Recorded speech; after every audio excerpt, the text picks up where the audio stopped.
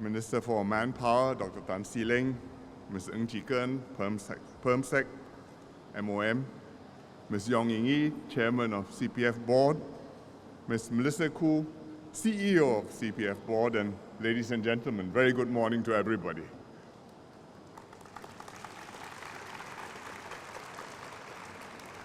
I'm very happy to join you for this book launch to mark the 70th anniversary of the CPF.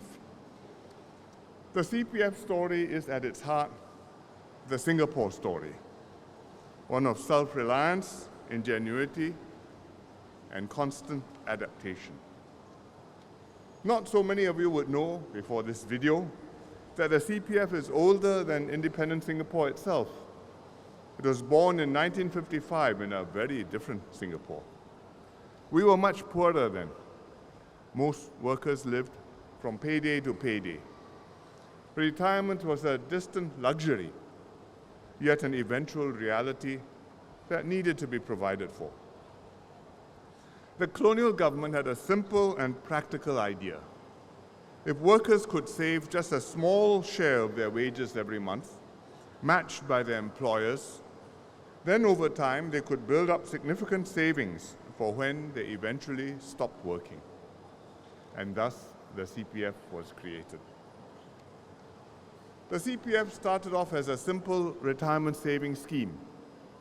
Along the way, we enhanced and developed it to achieve other related objectives, in particular to enable home ownership, to help Singaporeans cover some of their medical expenses, and from time to time, when economic circumstances demanded, as an instrument to trim business costs and restore our cost competitiveness. Retirement adequacy remained the key aim. But even purely from the retirement adequacy point of view, while the objective remained unchanged, specific CPF policies needed constant adjustment.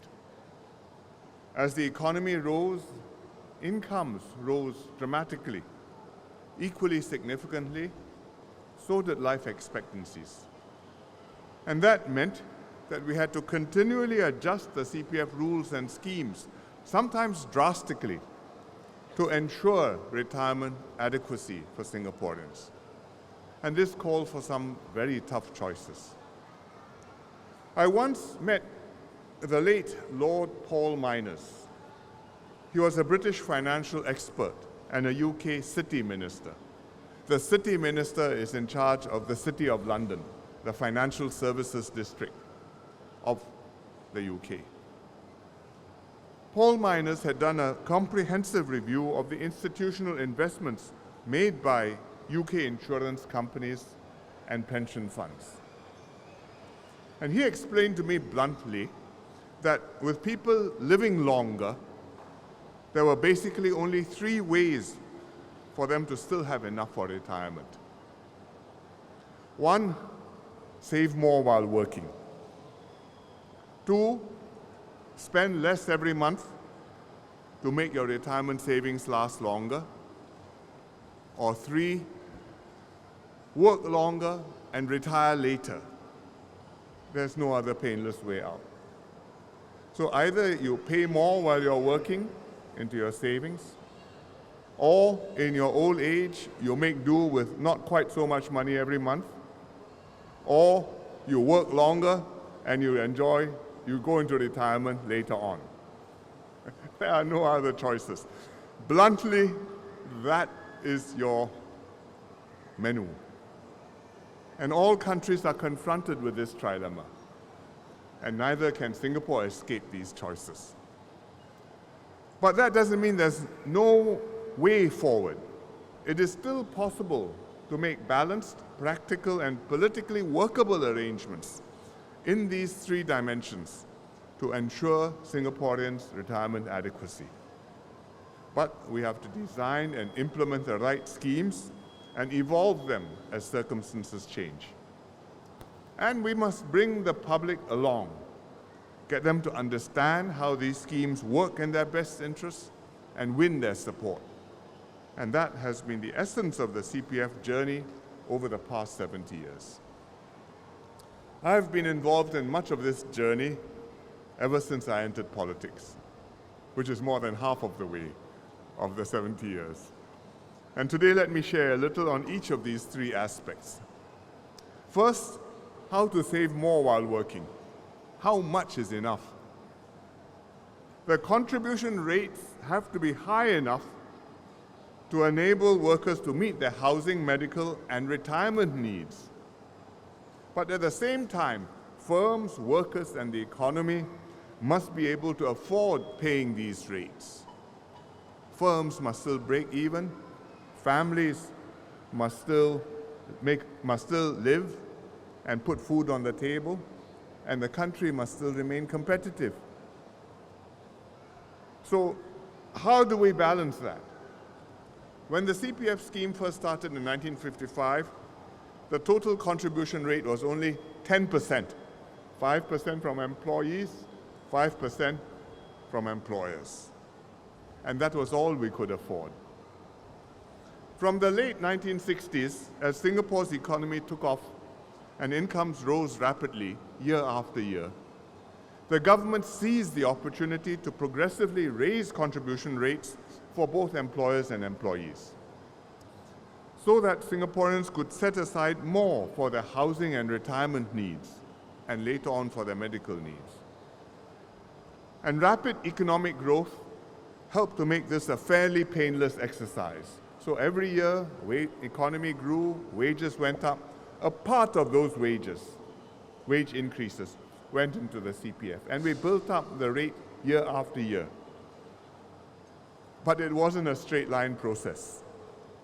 Sometimes we went too far, and we had to cut back the contribution rates when we had overshot or when economic conditions changed drastically and we lost cost competitiveness. And then, after cutting the rates, we had to wait for economic conditions to improve again before we could gradually and cautiously raise contribution rates back up. The first time this happened was in 1985, soon after I entered politics. By then, we had raised the total CPF contribution rate to 50%. 25 from employees, 25 from employers. 50%. But this proved too high to sustain. The economy suddenly dived into a severe recession, our first recession since independence. After resisting the decision for many months, we finally concluded that we had to cut the CPF employers' contribution rates, and we decided to do it sharply, 15 percentage point cuts. From employers went from 25 to 10. I can tell you it was a very painful decision. Effectively, it was a 15% pay cut for workers, which would affect their housing, mortgages, and retirement adequacy. And for months we had been telling workers, we will not cut the CPF. It's like cutting your pay. That is why we don't want to do it. And now we had to change our message and tell people, cutting the CPF, we know it's cutting your pay, but we have no choice but to do it. And we had no choice. It was the only quick way to restore cost competitiveness and to revive our economy. So we worked hard to get the unions on board, to engage workers, and persuade them that this move was necessary. Fortunately, the unions and workers supported the move, the rate cuts worked, and the economy recovered strongly. In the ensuing years, we gradually and carefully raised the CPF contribution rates. But we had to repeat this process twice more and cut rates twice more. Once in the Asian financial crisis, 97, 98, and again in the early 2000s after the 9/11 terrorist attacks. It took us until 2015, just 10 years ago, before we finally reached our desired total contribution rate of 37%. Now 20 from employees, 17 from employers, which we think is about the right level for the long term. We have kept this headline rate since, save for lower contributions from older age groups to encourage employers to keep them at work longer. We think the present rates strike the right balance between building up enough for retirement against what we can afford in our prevailing economic circumstances.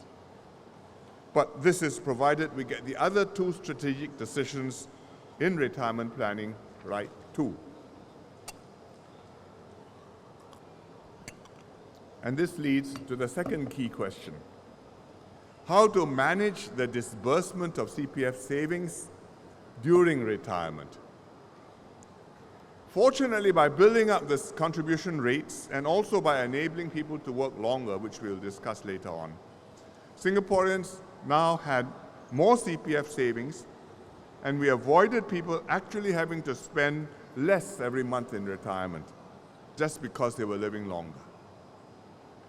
But we still had to make proper arrangements for drawing upon the CPF savings so that they could last for many years to see people through their old age.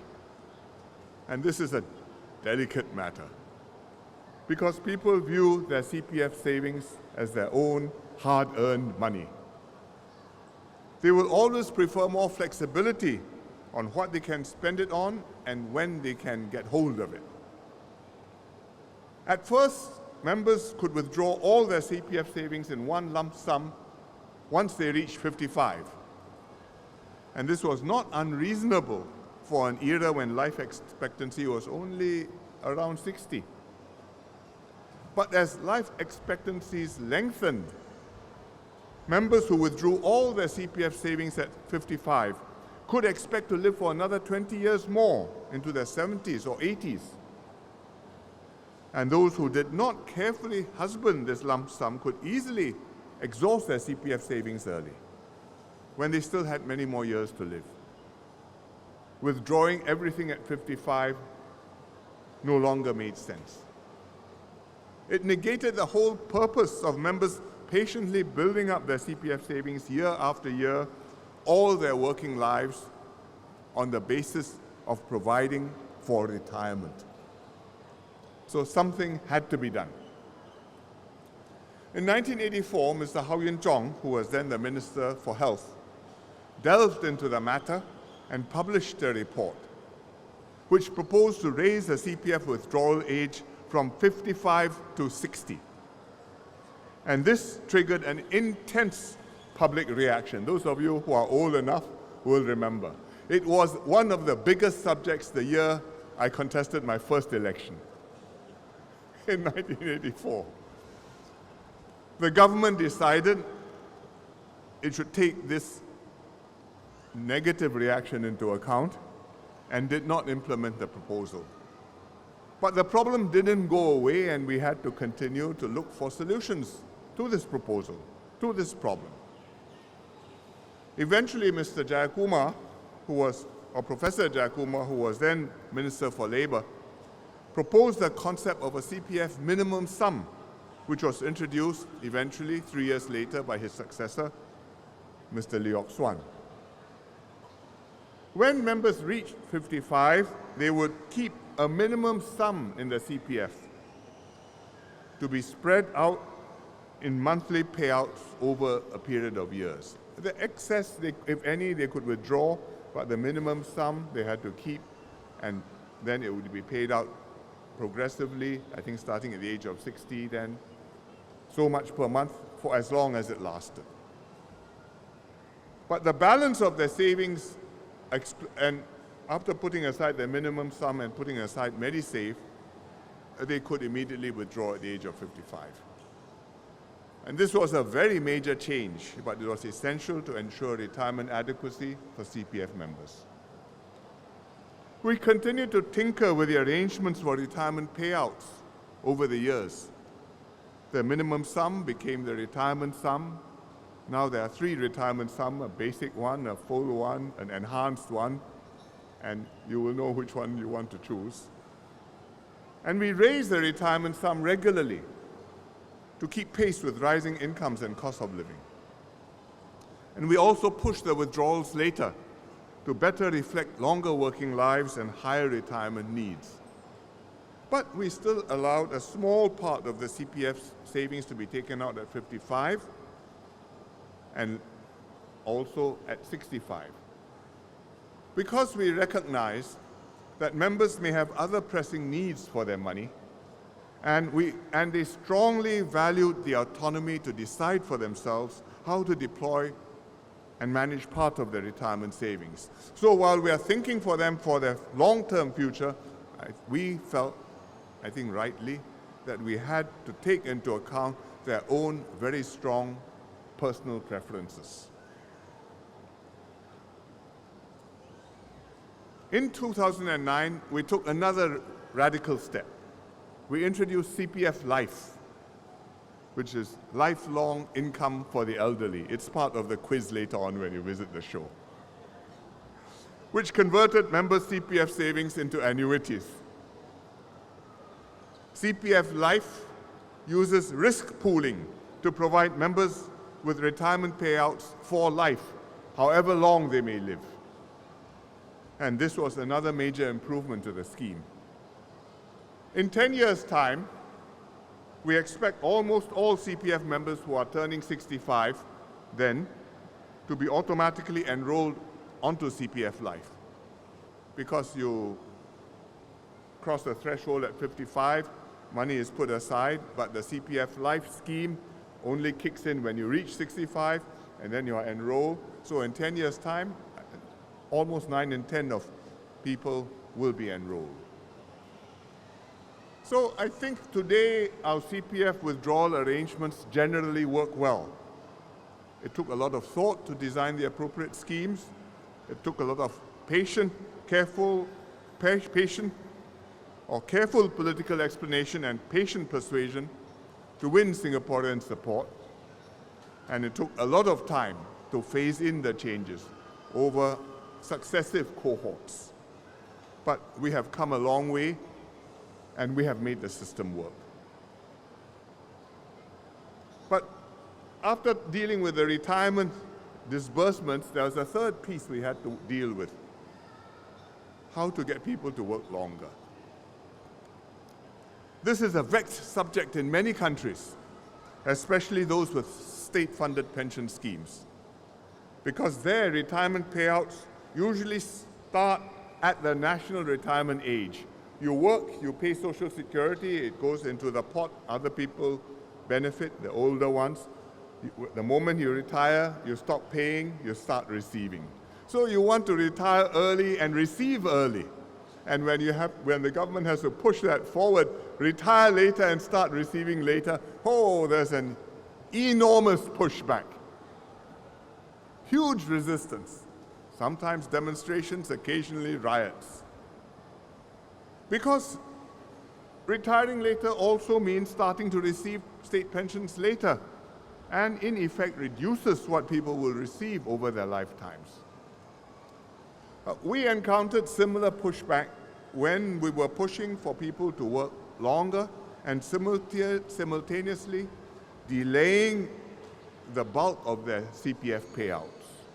Because 55 to retire, in effect, was too early, 55 to withdraw was too early.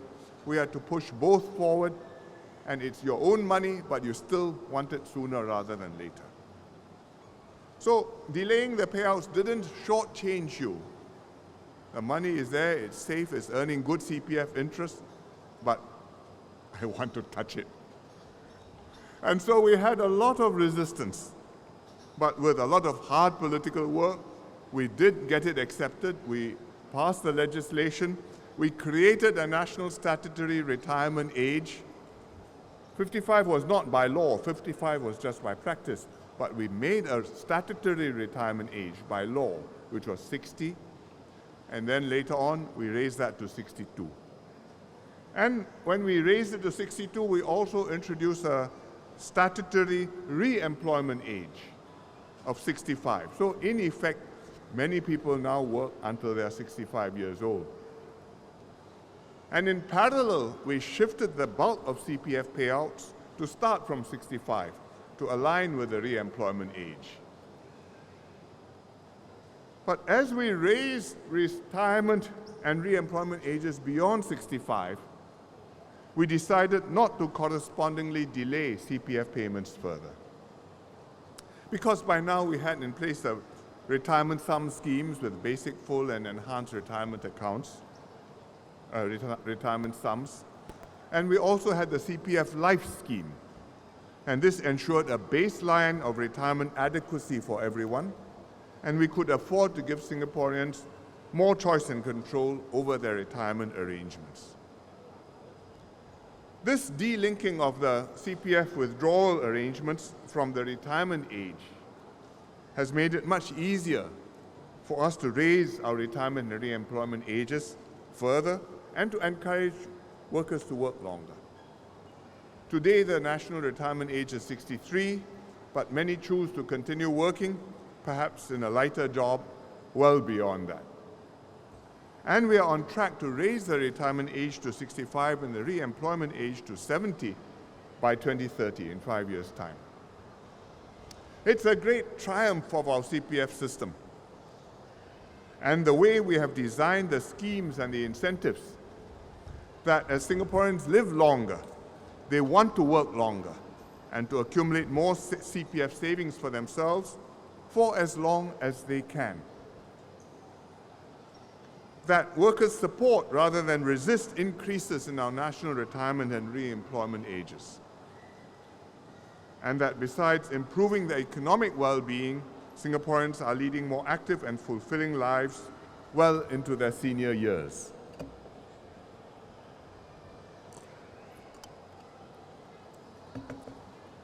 So this is how we have, in many complex ways, managed to get Singaporeans to save more while working, managed to rearrange and pace out their retirement finances in a measured and prudent way, and managed to get people to stay employed longer, achieving both social and economic objectives.